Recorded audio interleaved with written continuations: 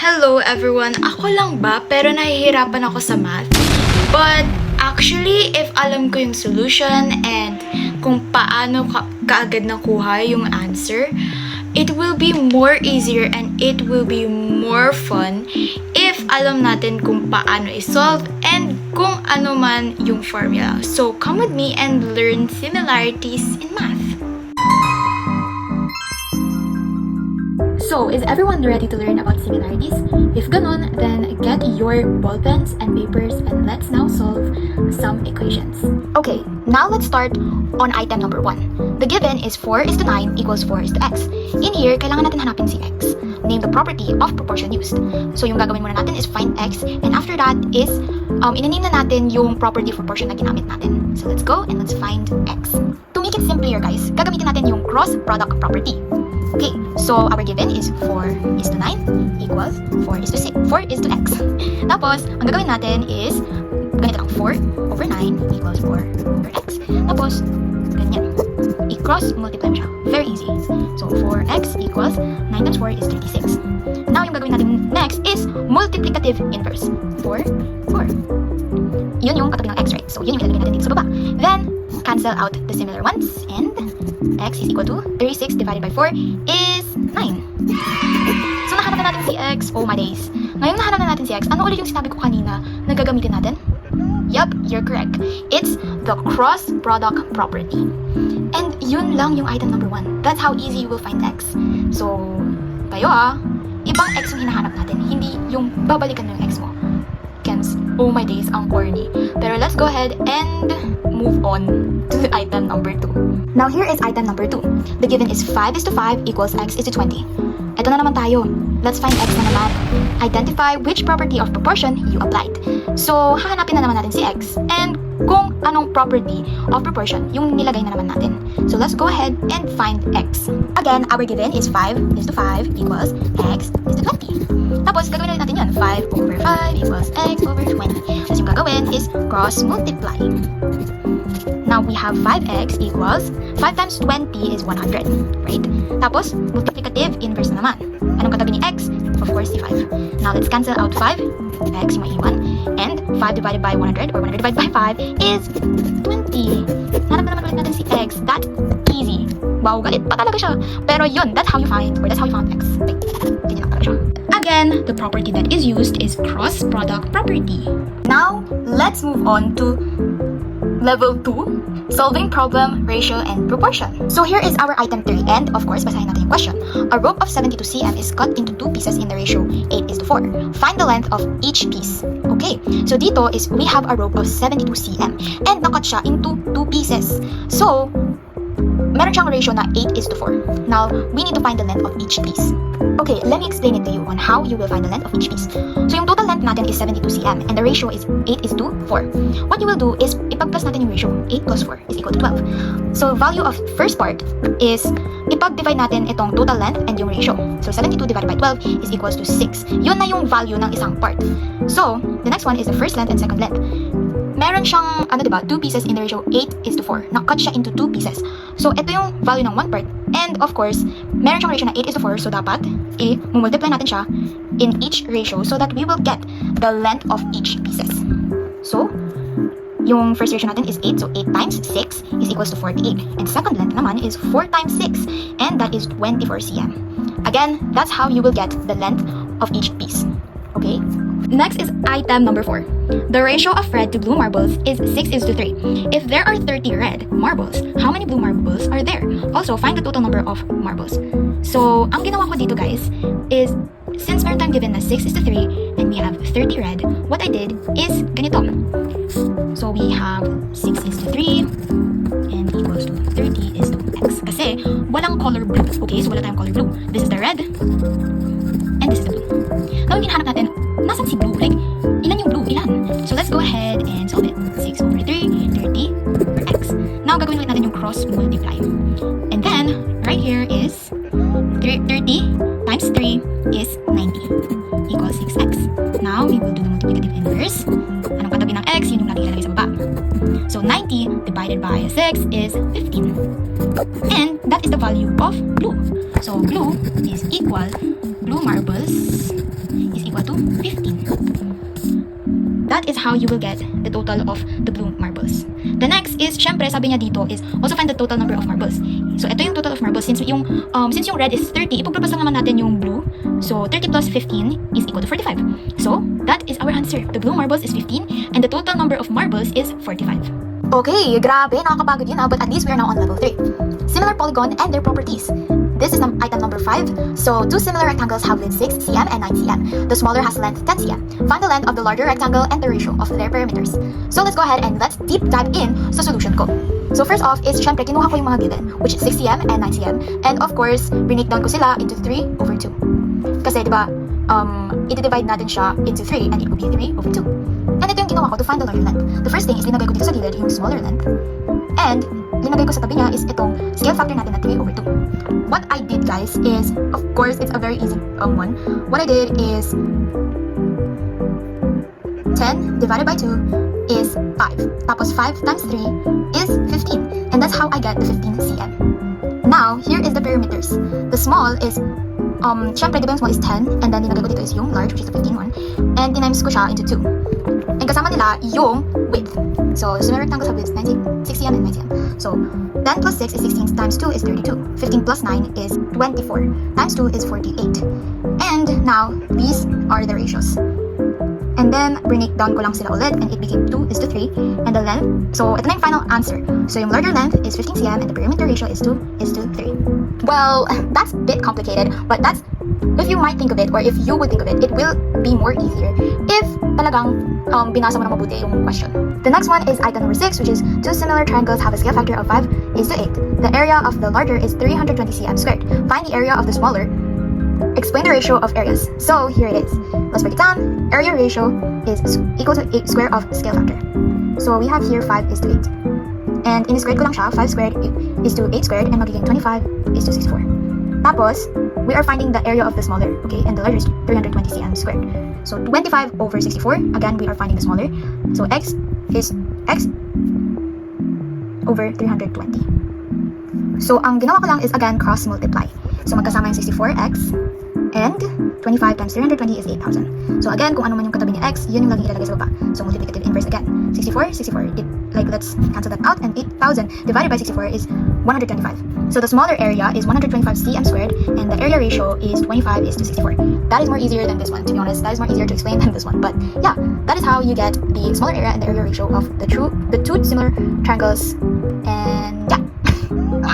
Whoa, that is a bit tiring, but at least I explained it to you in a very simpler way on how you will solve that. Now let's go here on level number 4, which is similar triangle postulates or theorem, which is identifying. Item 7. Triangle ABC has the angle A has 34 degrees, angle B has 25 degrees. Triangle DF, angle D has 34 degrees, and angle E has 25 degrees. Are the triangles similar? Write a similarity statement and name the theorem postulate. So here's my solution and explanation. So two pairs of angles are equal. Triangles, it means that triangles are similar. So in-illustrate ko siya para mas ma-imagine natin. Right in here, this is A and this is B. And it is said here that angle A is 34 and angle B is 25. Tapos dito naman sa triangle DF, yung angle D is 34 and angle E is 25. So, similar nga ba sila? Yes, it's similar because they have the same angle. They have equal angles. Meaning that the theorem or the postulate is AAA similarity postulate. It means na yung angle nila, it's similar. Yung angle nila is the same. So, it's AAA similarity postulate. Next is item 8. The triangle PQR, the PQ is equal to 12, QR is 24, PR is to 32. Yung triangle XYZ, XY is 17, YZ is 30, and XZ is 40. So, check similarity, write all of your ratios, and state your conclusion. So, right in here, titignan natin if they're all the same. We need to know if they're the same. So, what I did to know if they're the same is pinag-divide ko sila. I divided 12 and 17, 24, 30, 32, 40. And this is all my calculation. 12 divided by 17 is 0.71. 24 divided by 30 is 0.8. 32 divided by 40 is 0.8. It's close, but yet they are not really that equal. Not all ratios are equal. And my conclusion is sides are not proportional. Meaning that hindi talaga sila magkakaparehas. And yeah, alam niyo yun guys, it is kind of hard to know that sometimes na hindi magkakaparehas. Katulad itong worksheet na binigay ni sir, hindi kami magkakaparehas sa mga kaklase ko. Pero jokes aside, that's life. We are not all similar. Okay, so we are now on level 5, solving problems with similar triangles. So here's item 9. The triangle PQR is similar to triangle XYZ. So our PQ is equal to 8 cm, XY is 12 cm, YZ is 18 cm. Find QR. So here's the solution and explanation. Okay, so what I did is pinagsama-sama ko. So PQ dyan, XY dito, QR dito, and YZ dito sa baba. And of course, let's go ahead and put on yung mga given. So 8 over 12 and QR over 18 kasi wala tayong QR and we're finding QR. And yung next na ginawa ko is of course mas pinaliit ko yung 8 over 12, naging 2 over 3 siya, equals QR over 18. And what I did is linagay ko sa side yung QR and pinagsama ko yung 2 over 3 and 18. And of course, tinimes ko siya.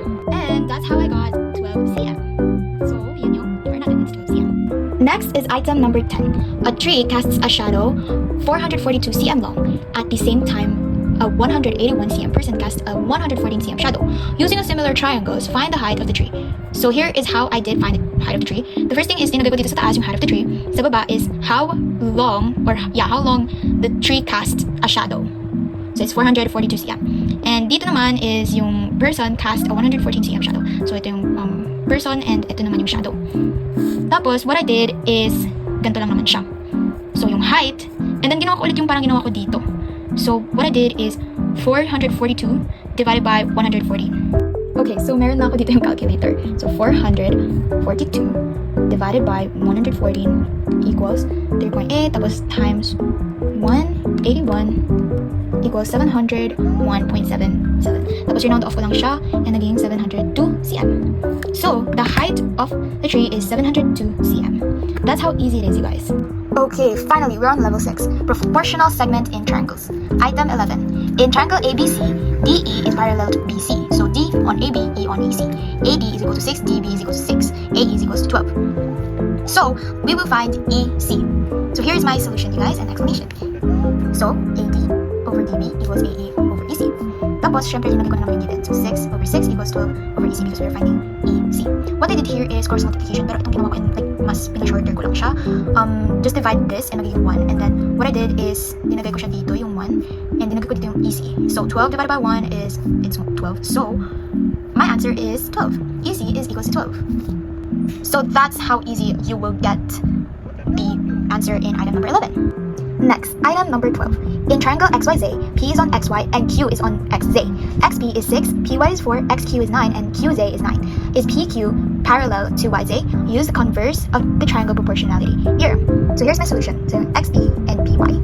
So diba 6 siya yung XP and yung PY is 4. So yan.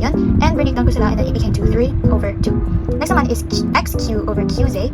And ito siya. And dinivide ko sila again and it became 1. And guys, the sad thing is they are not parallel. Ratios are not equal, so PQ is not parallel to YZ. So yeah, hindi sila parallel.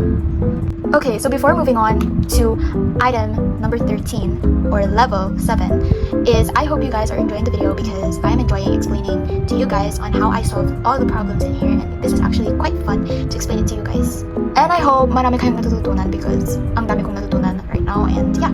Okay, so let's move on level 7. Secondary parts, triangle proportion. Item 13. In triangle ABC, BD bisects angle B. D on AC. AB is 6, BC is 5, AD equals to 12. Find DC using the angle bisector theorem. So let's break it down again.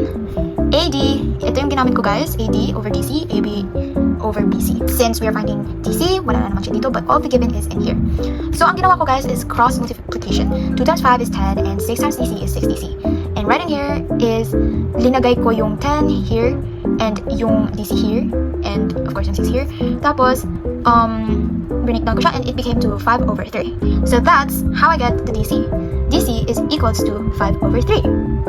Next is item number 14. G is the centroid of triangle PQR. GM, which is 4 cm, where M is midpoint of QR. Find the full length of the median PM and PG. So here is it, you guys. We're gonna find the full length of the median PM and PG. So the PG is 2 times GM, which is our GM is 4 cm. So 2 times 4 is 8, and let's find PM, which is PG plus GM, which is 8 plus 4, and that is 12 cm. So our final answer is PM, which is 12 cm, and yung PG natin is 8 cm. That is how easy it is to find the full length of the median PM, and PG. Okay, so let's move on to level 8, Pythagorean theorem and its converse. Item 15. A right triangle has legs 6 cm and 10 cm. Find the hypotenuse. So we're gonna find the hypotenuse, guys. So here's my solution and explanation. So in finding hypotenuse, I used C for its hypotenuse, guys. So that's the C. What I did is, of course, meron na tayong given which is 6 cm and 10 cm. What I did is yung square root ng 6 squared plus 10 squared. So what I did that. Tapos is equal to 36 plus 100. Tapos in-square root ko lang siya, and so 36 plus 100 is 136. Tapos 136 square root, which is 136 equals 11.66. So that's my answer, which is 11.66. That's how easy you'll get your hypotenuse, guys. Next is item 16. A triangle has legs of 3 cm and 4 cm and a hypotenuse of 5 cm. Determine the type of triangle. So, hanapin natin kung anong type of triangle to. So our solution is in here. 3 squared plus 4 squared equals 9 plus 16 is 25. Tapos yung 5 squared is 25. So they're equal. Since it's equal, it's right triangle. That's how easy it is, you guys. Okay, since we're now done with level 8, of course, we are now on level 9. Solving problem, Pythagorean theorem. Item 17. A 11-meter ladder leans against a wall. Its base is 4 meters from the wall. How high up the wall does the ladder reach? So here is the given. So ito yung wall, or how high up the wall. So h squared plus 4 squared equals 11 squared. And ito na siya nung naano na natin siya, like na-solve. So h squared plus 16 equals 121. And then, of course, ilalagay natin yung 16 dito sa kabila, which is magiging negative na siya. So 121 plus negative 16 is 105. And then we will do this. So 105 equals 10.24, which is going to be a 6, so magiging 10.25. So my final answer is 10.21 meters. That's how high up the wall the wall ladder reach. So yeah. Now let's move on item 18. A rectangular screen is 9 cm wide and 10 cm tall. Find the diagonal size of the screen. So here's my solution and explanation. So hinahanap na yung diagonal size, di ba? So d squared equals 9 squared plus 10 squared. So magiging d squared equals 81 plus 100, and that is equal to 181. So d, and dito, to be sure, it is 30.45. So our answer is 30.45. So our final answer is 30.45, meaning the diagonal size of the screen is 13.45. Okay, now let's move on to item number 10, which is we're getting closer, you guys. The 30 to 60 to 90 triangle theorem. This is item 19. In a 30 to 60 to 90 triangle, the hypotenuse is equal to 10 cm. Find both legs. So here's my solution and explanation, you guys. That's how I did it. So the ratio short is to long is to hypotenuse. So that's what I did. And our short leg to get it is, since meron tayong hypotenuse at 10 cm, what I did is 10 divided by 2 is equal to 5, and long leg is 5 square root of 3. So yung long leg is 5 square root of 3, and then that's my final answer, which is the short one is 5 cm and the long is 5 square root of 3 cm.